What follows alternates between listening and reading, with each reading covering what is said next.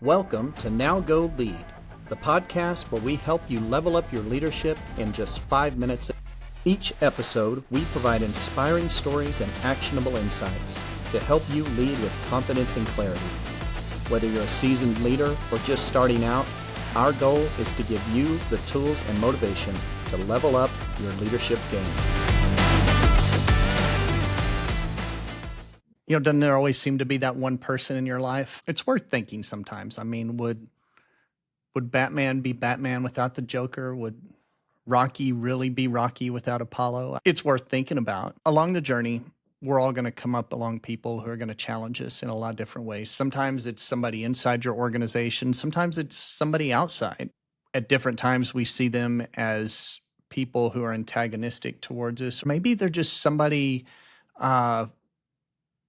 who challenges us as an opposing force in our life, but just someone who challenges us to be more, to do more, for the greater good. There always seems to be that person. Maybe we sometimes wish those people weren't in our lives because of what they inspire us to do in those challenging moments, but you probably have those people. When you look back and see the impact they've made on your life, you're always much more grateful in the long run for the impact they've had on your life. I made a hasty comment once. I remember when I was young 20s, college age, and someone asked me, how do I want to be remembered?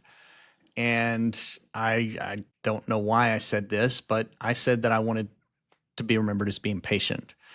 That moment replays in my head a lot of different times because I feel like I'm faced with opportunities to be patient all the time, but probably none more than my son, Zachary, when I think about my son, Zachary. So a little story here. Even before getting married, my wife, Camille, and I, we had talked about the possibility of adoption, international adoption. I'd known some families who had gone through the process, and so I was kind of interested in that. And really what had happened is that a few years into our marriage, we weren't sure whether we were going to have kids biologically or not. And so we decided to go ahead and explore the option of international adoption. So this is kind of that story. I'm always pretty upfront with people about this story. We filled out our application with the adoption agency.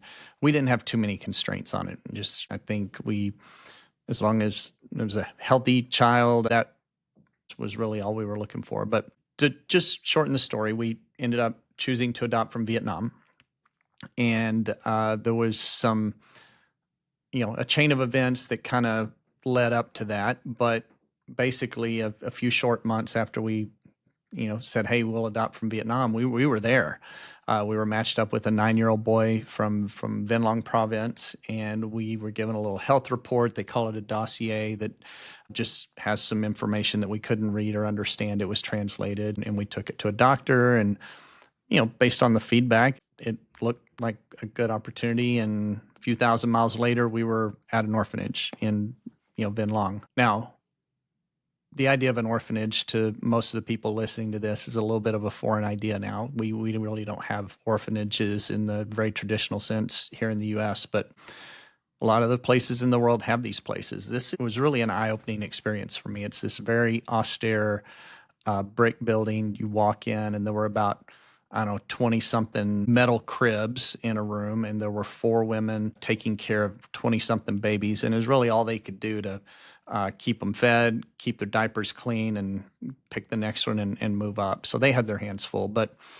basically that first day that we spent with Zachary, we were holding him. It was, that was probably the most time that anybody had, uninterrupted attention he had gotten from an adult in his entire life up to that point. And we just sat there in the floor of the orphanage holding him, and he was real quick to respond to us. The first time he'd really had that affection. I think even in that moment, maybe just not knowing anymore, we kind of felt maybe there was something off there. He only wanted to reach out to us with his left hand, and otherwise, things seemed to line up with the normal, healthy baby boy. And we spent a few more weeks in Vietnam finishing up the process. We made it back to Arkansas, and a few days, weeks later, we got to the pediatrician for the first time. There were some other warning signs, some different things that made us think there were some things we needed to think about. And we got some scans, we got some things done, and eventually the news came back that there were some abnormalities with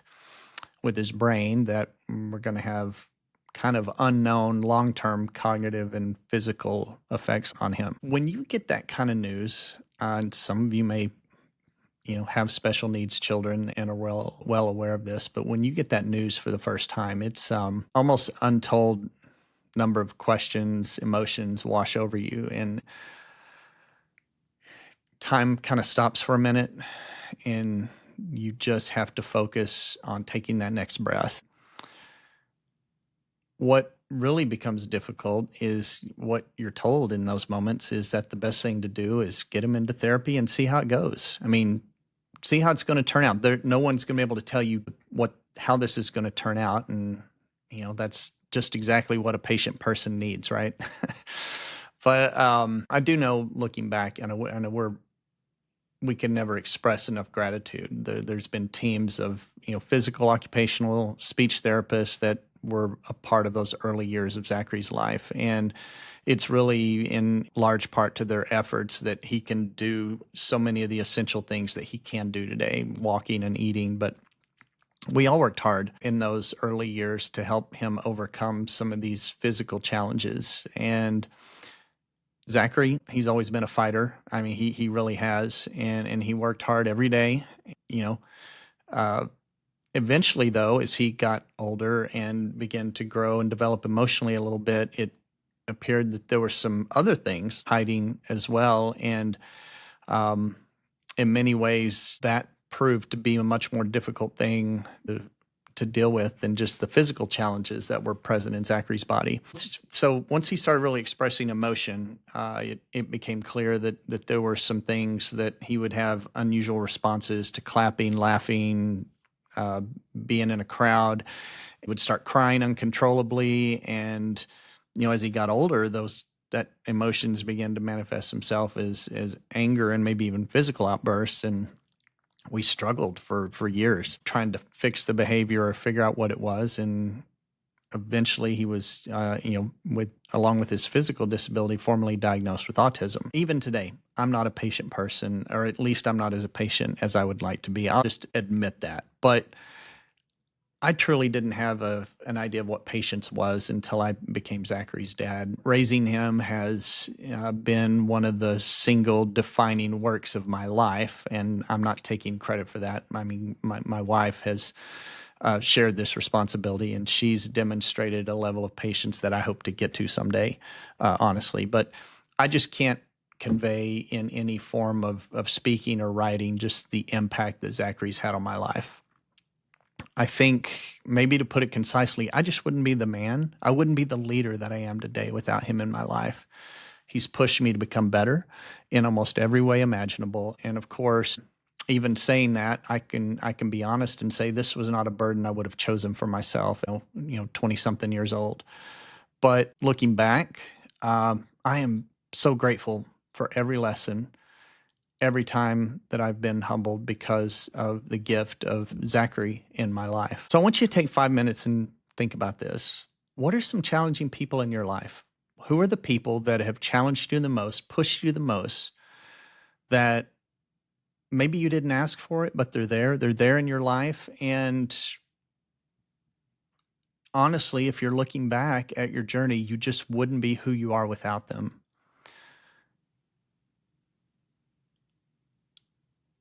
Let me challenge you on this.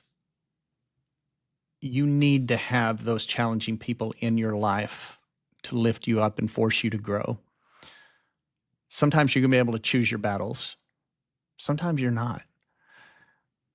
In my experience, it's often the unexpected challenges and the uninvited things that come into your life that help you grow your leadership the most. Stay engaged. Keep these people close to you. And just know that in the true heart of the leader, you never leave anyone behind, and you never walk away from a challenge, even when the times are the toughest. It's time to now go lead. Thank you for tuning in to this episode of Now Go Lead. Join us next week as we cover a brand new leadership topic and help you level up your leadership in just 5 minutes. For more resources, tips, and inspiration, visit our website at nowgolead.com. You can also connect with us on Instagram at nowgolead and on LinkedIn. We would love to hear from you. If you enjoyed this episode, please subscribe, rate, and leave a review. Your feedback helps us grow and reach more leaders like you. Also, don't forget to share this podcast with your colleagues and friends who are on their own leadership journey. Now Go Lead is produced by HP Engineering Studios in beautiful Northwest Arkansas. Now go lead.